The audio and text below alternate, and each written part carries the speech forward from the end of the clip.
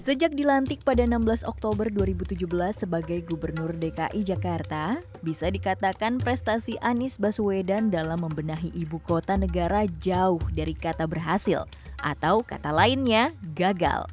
Banyak janji kampanye Anies Baswedan yang tidak sesuai dengan fakta di lapangan.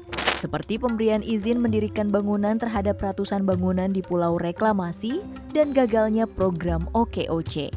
Parahnya lagi, Anies dicap warganya sendiri sebagai gubernur paling boros. Bagaimana tidak, tercatat sudah 15 kali pergantian gubernur DKI Jakarta sejak era kemerdekaan hingga saat ini, tetapi Anieslah yang dianggap paling banyak menghabiskan anggaran dengan proyek-proyek hantunya.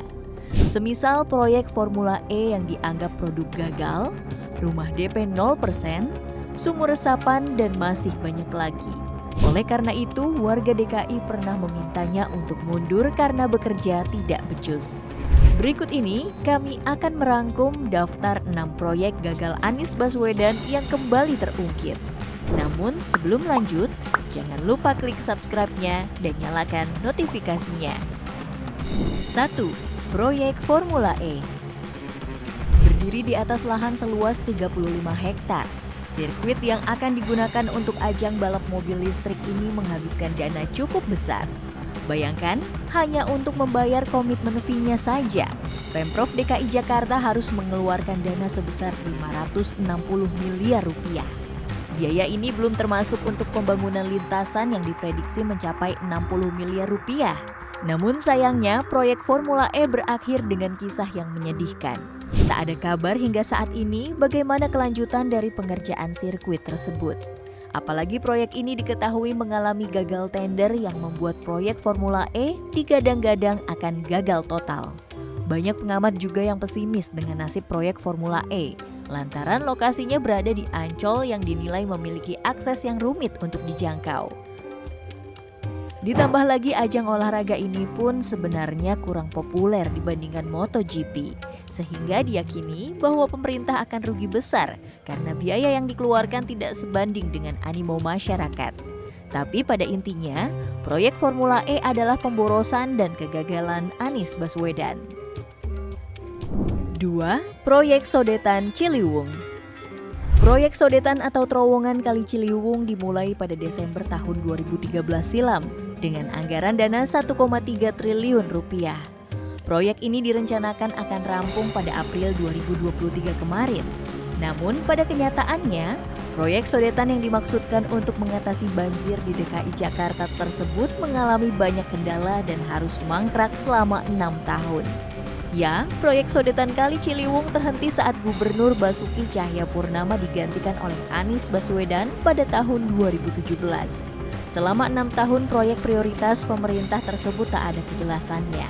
Bahkan saat itu, Presiden Jokowi secara terang-terangan meminta Gubernur Anies Baswedan untuk segera menyelesaikan proyek sodetan tersebut. Namun, hingga Anies berhenti dari Gubernur DKI Jakarta dan digantikan oleh PJ Gubernur Heru Budi Hartono, barulah proyek ini hidup kembali dan mengalami progres yang baik. Bahkan akan segera selesai dalam tahun ini. Pada saat diinterview, Gubernur Heru melontarkan kritik kekecewaannya dengan kinerja Anies Baswedan yang dinilai tidak berbuat apa-apa selama jadi Gubernur DKI. Pernyataan itu pun didukung oleh warga. Pasalnya tak sampai 2 tahun Heru menjabat sebagai PJ Gubernur DKI, beliau sudah banyak menyelesaikan proyek mangkrak peninggalan Anies Baswedan. 3. Proyek ITF Sunter. Proyek pembangkit listrik tenaga sampah atau Intermediate Treatment Facility yang berlokasi di Sunter, Jakarta Utara ini juga tak lepas dari sorotan publik. Setelah menghabiskan dana sebesar 5,2 triliun rupiah, proyek ini justru ditinggal para investornya. Anies dinilai kurang apik untuk meyakinkan para investor bertahan.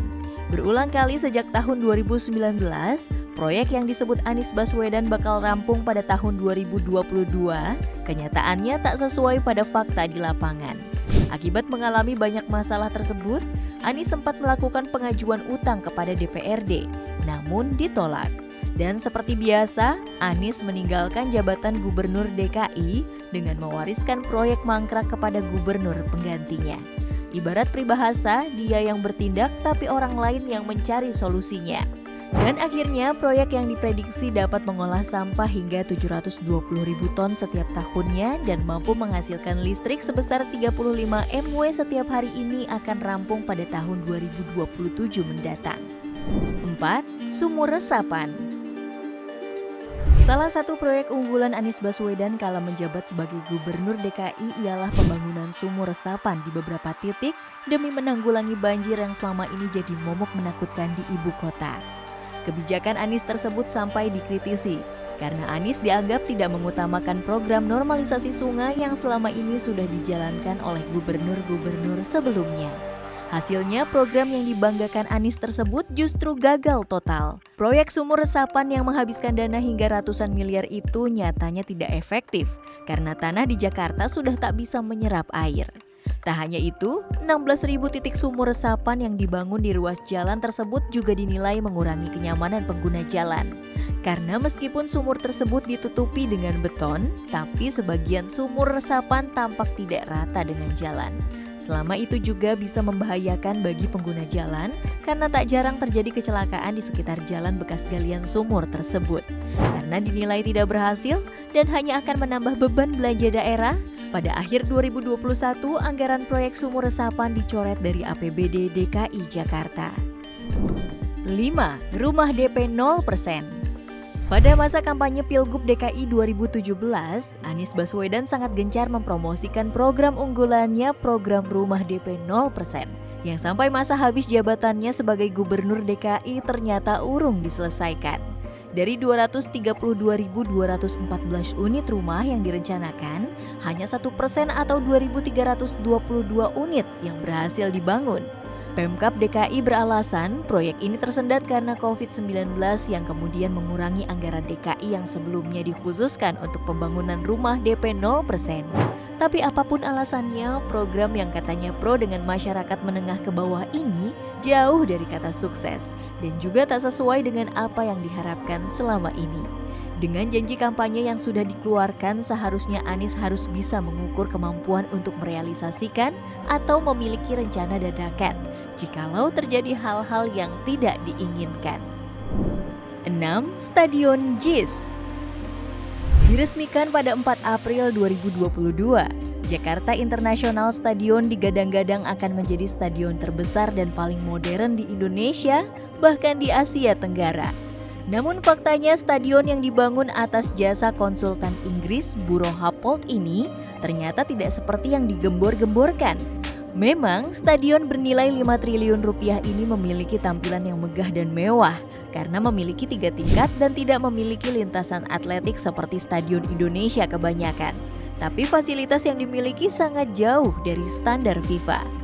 Memang stadion ini pernah dipakai saat laga peresmian Stadion JIS yang mempertemukan Persija dengan Konburi pada Juli 2022. Namun masalah mulai bermunculan saat stadion ini disodorkan menjadi kandang timnas Indonesia saat laga FIFA Matchday kontra Curaçao. Hasilnya stadion JIS dianggap tidak layak menggelar laga internasional karena sarana prasarana yang kurang memadai. Menurut PSSI ada 9 kekurangan JIS yang jadi pertimbangan. Di antaranya kurangnya kantung parkir, akses jalan menuju stadion yang perlu dibenahi, dan pintu keluar yang minim.